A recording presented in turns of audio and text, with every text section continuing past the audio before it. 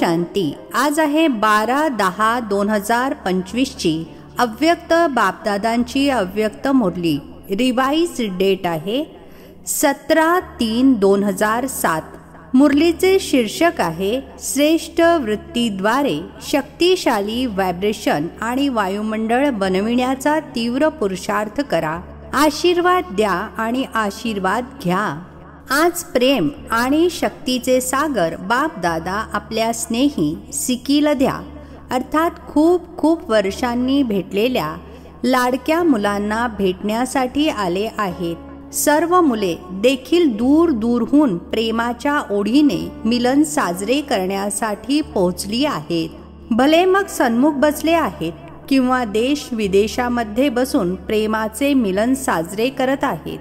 बाप दादा चोहो बाजूच्या सर्व स्नेही सर्व सहयोगी सोबती मुलांना पाहून हर्षित होत आहेत। बाप दादा बघत आहेत। मेजॉरिटी मुलांच्या मनामध्ये एकच संकल्प आहे की आता लवकरात लवकर बाबांना प्रत्यक्ष करू।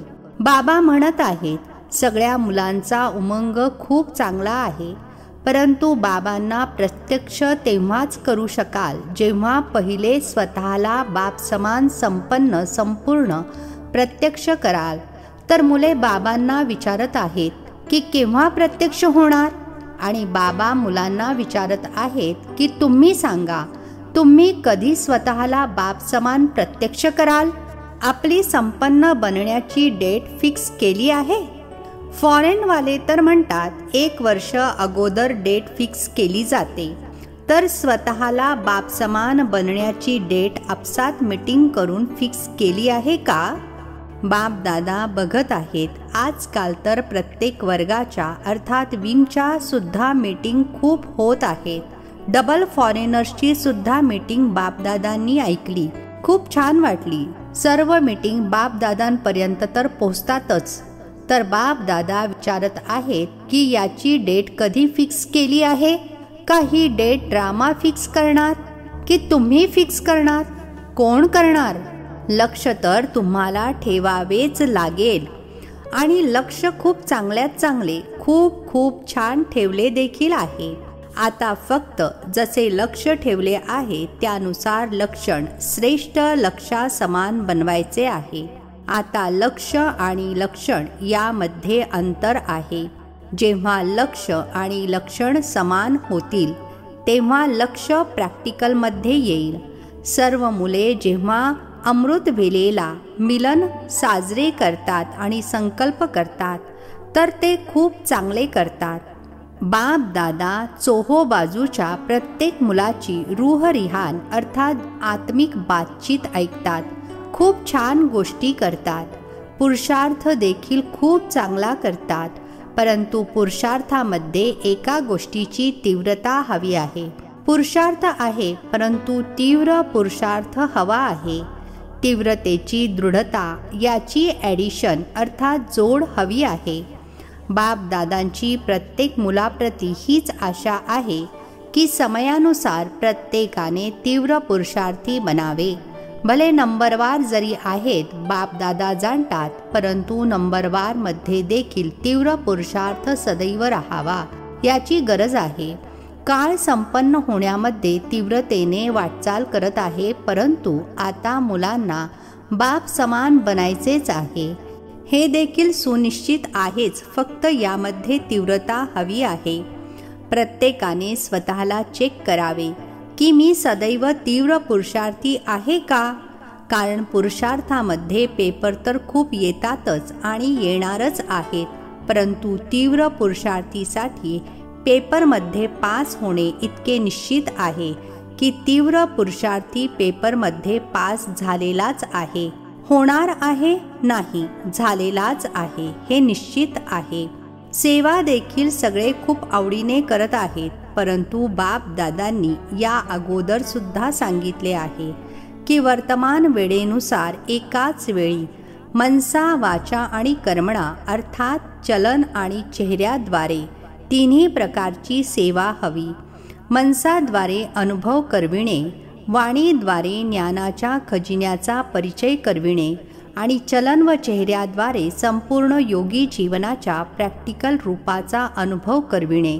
तिन्ही सेवा एकाच वेळी करायच्या आहेत, वेगवेगळ्या नाहीत. वेळ कमी आहे आणि सेवा अजूनही खूप करायची आहे. बापदादांनी पाहिले आहे की सर्वात सोपे सेवेचे साधन आहे वृत्तीद्वारे व्हायब्रेशन बनविणे आणि व्हायब्रेशनद्वारे वायुमंडळ बनविणे. कारण वृत्ती सर्वात वेगवान साधन आहे. जसे विज्ञानाचे रॉकेट फास्ट जाते तशी तुमची आत्मिक शुभभावना, शुभकामनेची वृत्ती दृष्टीला आणि सृष्टीला बदलून टाकते. एका ठिकाणी बसून देखील वृत्तीद्वारे सेवा करू शकता. ऐकलेली गोष्ट तरीसुद्धा विसरली जाऊ शकते, परंतु जो वायुमंडळाचा अनुभव असतो तो विसरला जात नाही. जसे मधुबनमध्ये अनुभव केला आहे की ब्रह्माबाबांच्या कर्मभूमी, योगभूमी, चरित्रभूमीचे वायुमंडळ आहे. आज देखील प्रत्येकजण त्या वायुमंडळाचा जो अनुभव करतात तो विसरत नाहीत. वायुमंडळाचा अनुभव मनामध्ये छापला जातो.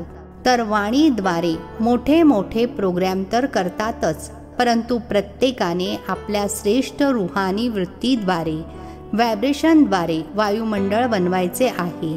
परंतु वृत्ती रूहानी आणि शक्तिशाली तेव्हा होईल जेव्हा आपल्या अंतःकरणामध्ये, मनामध्ये कोणाच्याही प्रती उलट्या वृत्तीचे व्हायब्रेशन नसेल.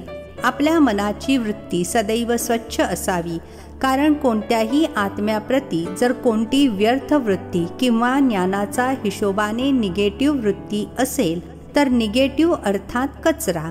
जर मनामध्ये कचरा असेल तर शुभ वृत्तीने सेवा करू शकणार नाही. तर पहिले आपण स्वतःला चेक करा की माझ्या मनाची वृत्ती शुभ रूहानी आहे. निगेटिव्ह वृत्तीला देखील आपल्या शुभ भावना, शुभकामनेद्वारे निगेटिव्हला सुद्धा पॉझिटिव्हमध्ये चेंज करू शकता. कारण निगेटिव्हने आपल्याच मनाला त्रास तर होतो ना, वेस्ट थॉट तर चालतात ना. तर अगोदर स्वतःला चेक करा की माझ्या मनामध्ये काही चिडचिड तर नाही ना. नंबरवार तर आहेत, चांगले सुद्धा आहेत, तर त्यासोबत चिडचिड करणारे सुद्धा आहेत. परंतु हा असाच आहे हे समजणे ठीक आहे. जो रॉंग आहे त्याला रॉंग समजायचे आहे, जो राईट आहे त्याला राईट समजायचे आहे, परंतु मनामध्ये ठेवायचे नाही. समजणे वेगळे आहे. नॉलेजफुल बनणे चांगले आहे. रॉंगला रॉंग तर म्हणणारच ना.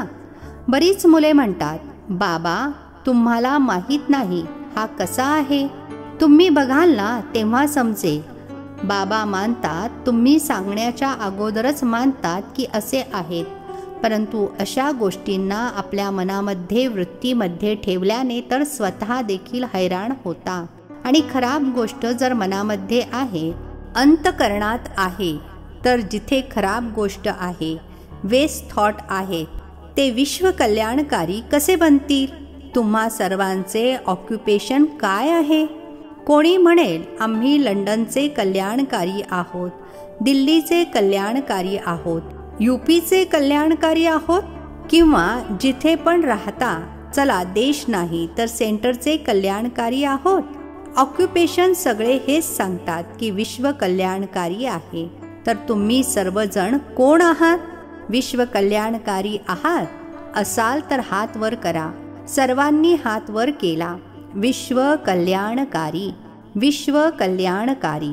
अच्छा, तर मनामध्ये कोणतीही खराबी तर नाही आहे. समजणे वेगळी गोष्ट आहे. भले समजा हे राईट आहे, हे रॉंग आहे, परंतु मनामध्ये ठेवू नका. मनामध्ये वृत्ती ठेवल्याने दृष्टी आणि सृष्टी सुद्धा बदलते. बाप दादांनी होमवर्क दिला होता. काय दिला होता? सर्वात सोपा पुरुषार्थ आहे जो सगळे करू शकतात. माता देखील करू शकतात, वृद्ध देखील करू शकतात, युवा सुद्धा करू शकतात, मुले देखील करू शकतात. ती हीच विधी आहे. फक्त एक काम करा, कोणाच्याही संपर्कामध्ये याल, आशीर्वाद द्या आणि आशीर्वाद घ्या. भले तो शाप देत असेल, परंतु तुम्ही कोर्स काय करविता? निगेटिव्हला पॉझिटिव्हमध्ये बदलण्याचा. तर स्वतःचा सुद्धा त्यावेळी कोर्स करवा. चॅलेंज काय आहे? चॅलेंज आहे की प्रकृतीला सुद्धा तमोगुणीपासून सतोगुणी बनवायचेच आहे, असे चॅलेंज आहे ना? आहे. तुम्ही सर्वांनी हे चॅलेंज केले आहे की प्रकृतीला सुद्धा सतोप्रधान बनवायचे आहे. बनवायचे आहे ना? मान हलवा, हात हलवा. बघा, दुसऱ्याला पाहून हात हलवू नका, मनापासून हलवा. कारण आता समयानुसार वृत्तीद्वारे वायुमंडळ बनविण्यासाठी तीव्र पुरुषार्थाची गरज आहे. तर वृत्तीमध्ये जर थोडा सुद्धा कचरा असेल तर वृत्तीद्वारे वायुमंडळ कसे बनवाल?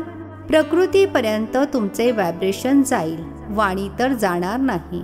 व्हायब्रेशन जाईल आणि व्हायब्रेशन बनते वृत्तीद्वारे आणि व्हायब्रेशनने वायुमंडळ बनते. मधुबनमध्ये सुद्धा सगळे एकसारखे तर नाही आहेत, परंतु ब्रह्मा बाबा आणि अनन्य मुलांच्या वृत्तीद्वारे तीव्र पुरुषार्थाद्वारे वायुमंडळ बनले आहे. आज तुमच्या दादीची आठवण येत आहे. दादीची विशेषता काय बघितली? कसे कंट्रोल केले? कधीही कशीही वृत्ती असणाऱ्याची कमी दादीने मनामध्ये ठेवली नाही. सर्वांमध्ये उमंग भरला. तुमच्या जगदंबा माने वायुमंडळ बनवले. जाणत असताना देखील आपली वृत्ती सदैव शुभ ठेवली. ज्याच्या वायुमंडळाचा अनुभव तुम्ही सर्वजण करत आहात. भले फॉलो फादर आहेत, परंतु बाप दादा नेहमी सांगतात की प्रत्येकाच्या विशेषतेला जाणून त्या विशेषतेला आपले बनवा आणि प्रत्येक मुलामध्ये हे नोट करा. बाप दादाचा जो जो मुलगा बनला आहे त्या प्रत्येक मुलामध्ये, मग तिसऱ्या नंबरवर जरी आहे, परंतु ड्रामाची विशेषता आहे. बाप दादांचे वरदान आहे. सर्व मुलांमध्ये भले 99 चुकासुद्धा असतील, परंतु एक विशेषता जरूर आहे. ज्या विशेषतेमुळे माझे बाबा म्हणण्याचा अधिकारी आहे. परवश अर्थात अधीन आहे, परंतु बाबांवर अतूट प्रेम असते. म्हणून बाप दादा आता काळाच्या समीपतेनुसार बाबांची जी काही ठिकाणे आहेत ते प्रत्येक स्थान, भले मग गावामध्ये आहे किंवा मोठ्या झोनमध्ये आहे, सेंटरवर आहे, परंतु प्रत्येक स्थान आणि साथीदारांमध्ये श्रेष्ठ वृत्तीचे वायुमंडळ आवश्यक आहे. बस एक शब्द लक्षात ठेवा, जरी कोणी शाप जरी देत असेल तरी घेणारा कोण आहे? काय देणारा घेणारा एक असतो की दोन? जरी कोणी तुम्हाला खराब वस्तू दिली, तुम्ही काय कराल? स्वतःजवळ ठेवाल की परत कराल? का फेकून द्याल? की कपाटात सांभाळून ठेवाल? की कपाटात सांभाळून ठेवाल? तर मनामध्ये सांभाळून ठेवू नका, कारण तुमचे हृदय बापदादांचे तख्त आहे. त्यामुळे एक शब्द आता मनामध्ये पक्का लक्षात ठेवा. फक्त तोंडात नको, मनामध्ये लक्षात ठेवा. आशीर्वाद द्यायचे आहेत, आशीर्वाद घ्यायचे आहेत. कोणतीही निगेटिव्ह गोष्ट मनामध्ये ठेवू नका. ठीक आहे, एका कानाने ऐकले, दुसऱ्या कानाने काढून टाकण्याचे काम तर तुमचे आहे की दुसऱ्याचे काम आहे? तेव्हाच विश्वामध्ये, आत्म्यांमध्ये वृत्तीने वायुमंडळ बनविण्याची सेवा फास्ट गतीने करू शकाल. विश्व परिवर्तन करायचे आहे ना? तर काय लक्षात ठेवाल? लक्षात ठेवले मनाने? आशीर्वाद शब्द लक्षात ठेवा बस. कारण तुमची जडचित्रे अर्थात मूर्त्या काय देतात? आशीर्वाद देतात ना. मंदिरामध्ये जातात तर काय मागतात? आशीर्वाद मागतात ना. आशीर्वाद मिळतात तेव्हाच तर आशीर्वाद मागतात. तुमच्या जडमूर्त्या लास्ट जन्मामध्ये सुद्धा आशीर्वाद देत आहेत. वृत्तीने त्यांच्या कामना पूर्ण करत आहेत. तर तुम्ही असे निरंतर आशीर्वाद देणारे बनला आहात. तेव्हाच तर तुमच्या मूर्त्या देखील आजपर्यंत आशीर्वाद देत आहेत. चला, परवश आत्म्यांना जर थोडीशी क्षमेच्या सागराच्या मुलांनी क्षमा केली तर चांगलेच आहे ना. तर तुम्ही सर्व क्षमेचे मास्टर सागर आहात की नाही? आहात ना. म्हणा, अगोदर मी, यामध्ये हे अर्जुन बना. असे वायुमंडळ बनवा. जो कोणीही समोर येईल तो काही ना काही स्नेह घेईल. सहयोग घेईल, क्षमेचा अनुभव करेल, हिमतीचा अनुभव करेल, सहयोगाचा अनुभव करेल, उमंग उत्साहाचा अनुभव करेल. असे होऊ शकते का? होऊ शकते. पहिल्या लाईनमध्ये बसलेले होऊ शकते? हात वर करा. पहिले करावे लागेल. तर तुम्ही सर्व करणार ना? टीचर्स करणार का? अच्छा. अनेक ठिकाणाहून मुलांची ईमेल आणि पत्रे तर येतातच. तर ज्यांनी पत्रसुद्धा लिहिलेले नाही परंतु संकल्प केला आहे, तर नुसता संकल्प करणाऱ्यांची देखील प्रेमपूर्वक आठवण बाप दादांपाशी पोहोचली आहे. पत्रे खूप गोड गोड लिहितात. अशी पत्रे लिहितात जणू असे वाटते की हे उमंग उत्साहामध्ये उडतच राहणार. तरीही चांगले आहे. पत्र लिहिल्याने स्वतःला बंधनामध्ये बांधून घेतात. वायदा करतात ना. तर चोहो बाजूचे जे जिथून बघत आहेत किंवा ऐकत आहे त्या सर्वांनाही बाप दादा सन्मुख असणाऱ्यांपेक्षाही अगोदर प्रेमपूर्वक आठवण देत आहेत. कारण बाप दादा जाणतात की कुठे कोणती वेळ आहे, कुठे कोणती वेळ आहे. परंतु सगळे मोठ्या उत्साहाने बसले आहेत. आठवणीमध्ये ऐकत देखील आहेत. अच्छा. सर्वांनी संकल्प केला. तीव्र पुरुषार्थ करून नंबर 1 बनायचेच आहे. केला? हात वर करा. अच्छा. आता टीचर्स हात वर करत आहेत. पहिली लाईन तर आहेच ना. चांगले आहे. बाप दादांनी हे देखील डायरेक्शन दिले आहे की पूर्ण दिवसभरामध्ये मधून 5 मिनिटे जरी मिळाली त्यामध्ये मनाची एक्सरसाइज करा. कारण आजकालचा जमाना एक्सरसाइजचा आहे. तर 5 मिनिटांमध्ये मनाची एक्सरसाइज करा. मनाला परमधाममध्ये घेऊन जा. सूक्ष्म वतनमध्ये फरिश्तेपणाची आठवण करा. मग पूज्य रूपाची आठवण करा. नंतर ब्राह्मण रूपाची आठवण करा. मग देवता रूपाची आठवण करा.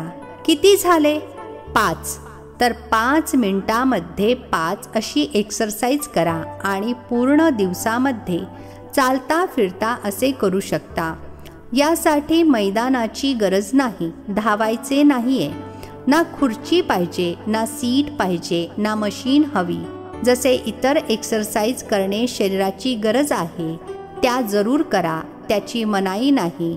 परंतु ही मनाची ड्रिल एक्सरसाइज मनाला सदैव आनंदी ठेवेल, उमंग उत्साहामध्ये ठेवेल, उडत्या कलेचा अनुभव करवेल. तर आता लगेच ही ड्रिल सर्वांनी सुरू करा. परमधाम पासून देवतापर्यंत बाप दादांनी ड्रिल करवून घेतली. अच्छा.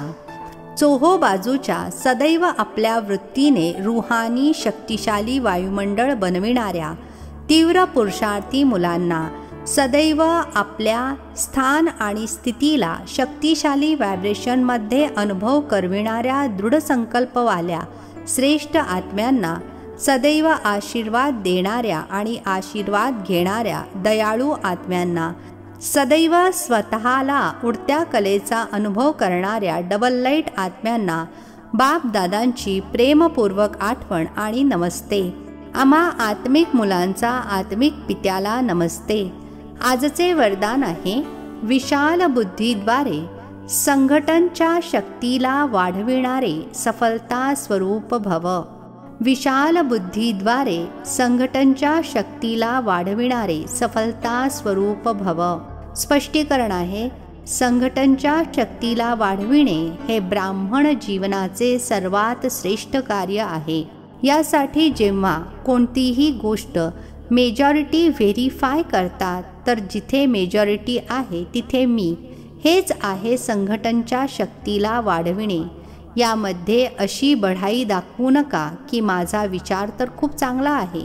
भले कितीही चांगला असेल परंतु जिथे संघटन तुटते तिथे चांगले देखील साधारण होऊन जाईल. त्यावेळी आपल्या विचारांचा त्याग जरी करावा लागला तरी त्या त्यागामध्येच भाग्य आहे. असे केल्यानेच सफलता स्वरूप बनाल, समीप संबंधांमध्ये याल.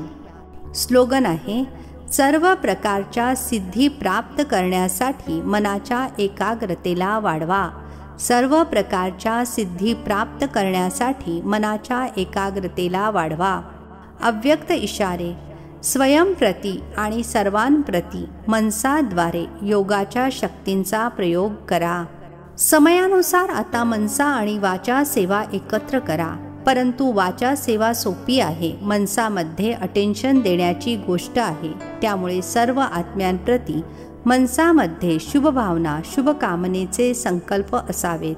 तुमच्या शब्दांमध्ये मधुरता, संतुष्टता, सरळपणा यांची नवीनता असावी, तर सेवेमध्ये सहज सफलता मिळत राहील.